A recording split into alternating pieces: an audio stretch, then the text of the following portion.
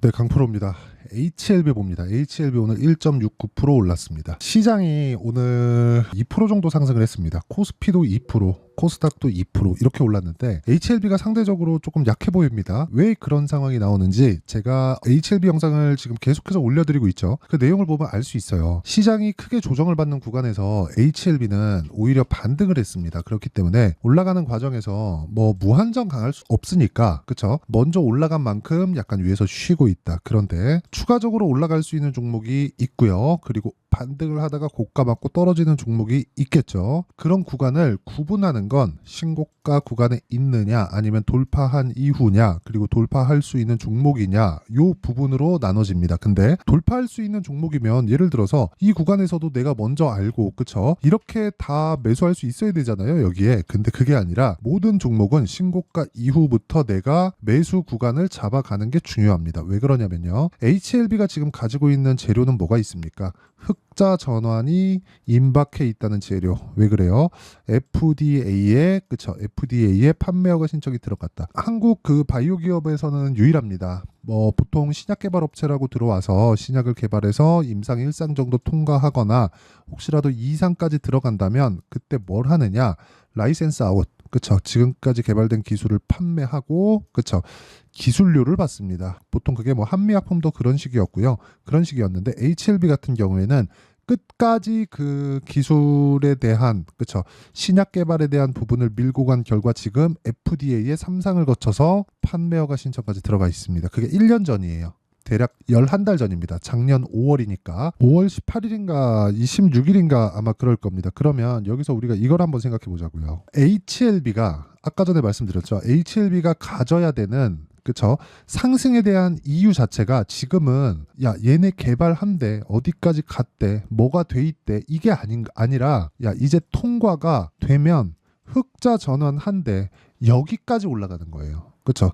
흑자 전환이 되면 어디까지 가겠습니까? 이 시가총액에 대한 부분은 시장 규모에 맞춰서 HLB가 가져갈 수 있는 시장 파이만큼 올라간다. 그렇죠. 거의 뭐 빅파마의 단계, 한국 시장이니까 미증시만큼 뭐 빅파마만큼의 이 평가치는 못 받겠죠. 근데 그렇다고 하더라도 삼성바이오로직스만큼은 올라간다. 그러면 50조에서 60조 정도 수준입니다. 삼성바이오로직스는 신약 개발을 하지 않습니다. 시밀러예요. 그렇죠. 카피약, 복제약, 그렇죠. 그 시밀러예요. 그러니까 이쪽인데 셀트리온도 마찬가지죠. 이쪽은 HLB가 지금 시가총액이 14조입니다. 오늘 올라서 14조인데 이거보다 더 커요. 왜 큰지 아십니까? 실적을 내고 있으니까. 그러니까 HLB를 포함해서 그동안 뭐 한미약품도 그렇고 그리고 뭐 신약 개발에 대한 뭐 신라젠이나 뭐 코오롱 생명과학이나 이런 쪽 보잖아요. 뭐 인보사, 팩사백, 그쵸? 여기에 뭐 퀀텀 프로젝트, 여기서 진행하고 있는 뭐 아파타닙부터 뭐 같은 약인데 뭐 리보세라닙까지, 그쵸? 이렇게 같이 연결된단 말이에요. 그러면 같이 연결되면 뭐가 진행되겠습니까? 최대 한도가 있었다는 거죠. 그게 10조예요, 10조. 그럼 10조부터 돌파해서 넘어가는 상황. 그건 뭐겠습니까? 10조에서 이 딱 돌파해갖고 넘어가요. 그럼 어떻게 되는지 명확하게 보실 수 있는 게 기대감 이상의 추가 실적이 전환될 수 있는 상황까지 올라간다는 거죠. 그 첫 번째 단계를 이미 밟은 거예요. 12월 달에 신고가를 만들면서. 그래서 HLB는 지금 뭐 파이프라인이 늘어난다 그런 것보다 우리가 봐야 되는 게 돈 벌 시기가 왔다. 그리고 그게 실적에 대한 전환점, 그 구간까지다. 아직까지 멀었다. 왜? 적자 구간에 있으니까. 그래서 지금 봐야 되는 건 타점을 잡아야 된다.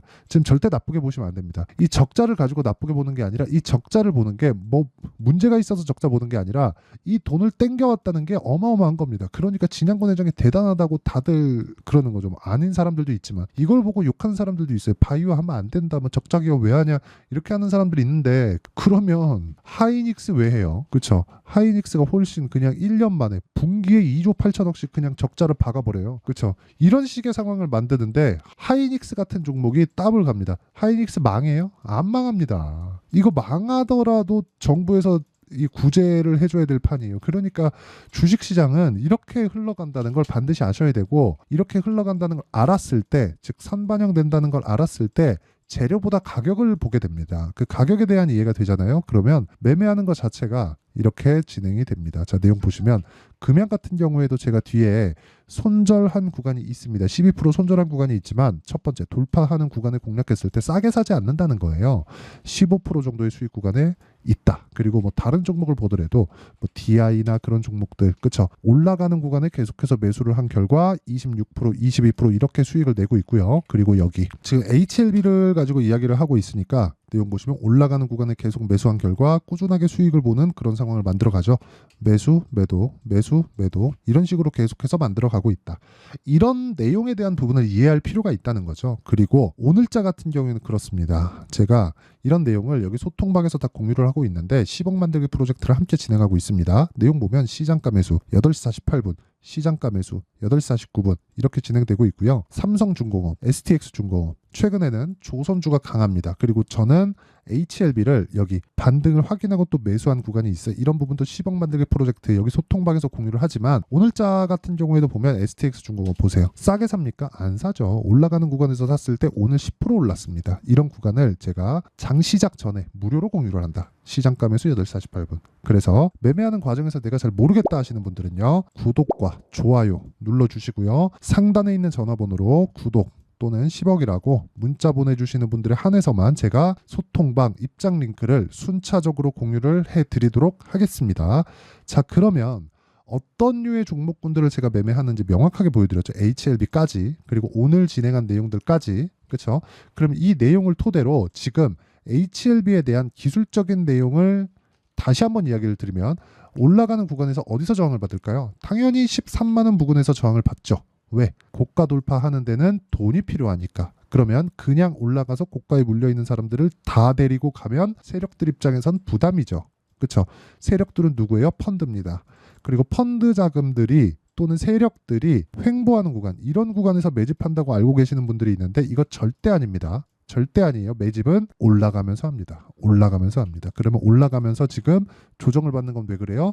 손바뀜이 필요한 구간이다. 그럼 매물이 쏟아지는 구간은 어디예요? 여기보다 더 올라가면 이 고가에서 물렸던 물량들이 쏟아지기 시작합니다. 그 쏟아지는 물량을 받아먹고 올립니다. 그래서 올라가는 구간에서 뭐가 나와요? 거래가 심하게 터집니다. 이게 적어 보이죠? 1조 1910억입니다. 여기도 그러면 1조가 넘고 여기도 1조가 넘죠. 이런 상황을 지속적으로 만들어 가야 된다는 거예요. 그렇죠? 그래서 올라가는 구간에서 저항을 받을 거기 때문에 그 저항 구간의 타점을 잡아야 될 필요가 있고 이미 저가 확인해서 올라가는 상황 만들었습니다. 그리고 HLB와 함께 바이오 포트폴리오를 구성해야 될 필요도 있습니다. 예를 들어서 저는 바이오 종목 중에서 지금 대장주가 HLB와 알테오젠이라고 보는데 실제 알테오젠과 HLB 같이 매매를 한 내용이 있고요. 이것도 그냥 말 나온 김에 보여드리면 보세요. 알테오젠 자 내용 보시면 올라가는 구간에서 매매를 하죠. 계속해서 지금 다시 매수 타점을 잡으려고 하고 있고 올라가는 구간에서 수익을 낸다. 이거 원래 30% 이상입니다. 근데 이 구간에서 제가 상따를 한번 했는데 상한가를 못 갔어요. 뭐 손해본 게 아니라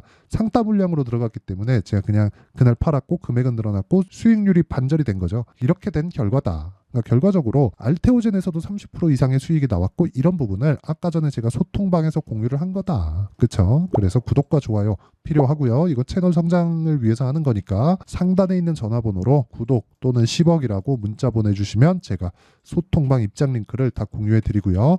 자, HLB의 기술적인 내용도 올라가는 구간에서 우리가 타점을 잡아야 된다. 이쪽 구간에서 매수가 안 됐다면 굳이 지금 매수해서 따라붙을 필요는 없습니다. 어차피 기간 조정 필요하고 그냥 올라가도 여기서 만나기 때문에 이 구간에서 이거 먹자고 들어가면 여기서 털리고 본격적인 시세가 진행됐을 때 내가 물량이 털려서 없을 수도 있어요. 그래서 타점에 대한 이해, 보유 기간을 줄이는 게 중요합니다. 그래서 어떤 식으로 가격을 잡을지 그 원리에 대한 부분을 여기 HLB의 가격 그리고 단기 보유 전략으로 제가 준비를 해왔고 시장이 너무 안 좋기 때문에 제가 HLB의 실시간 타점을 문자로 공유를 해드리도록 할 테니까 구독과 좋아요 부탁드리고요.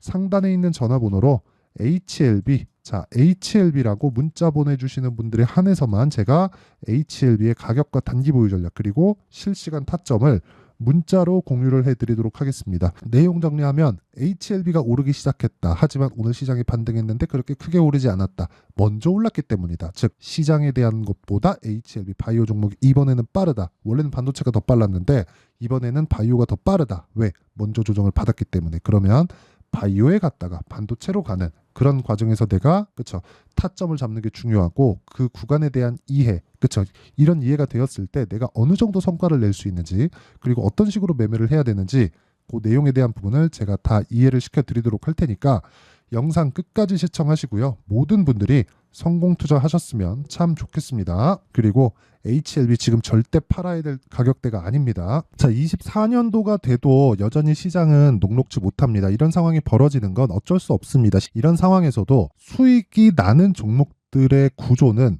변하지 않습니다. 즉 대시세 종목에 대한 구조는 변하지 않는다는 거고 실제 제가 소통방에서 지속적으로 이야기를 드리고 있는 내용도 대시세 종목이나 시장 주도주를 공략하는 건 철저하게 가격 분석을 하라고 이야기를 드리고 가격 분석 이후에는 이슈에 대한 파악 그리고 이슈를 파악하고 나서는 다시 내가 얼마에 매수할지 그 타점에 대한 부분을 지속적으로 언급을 하고 있습니다.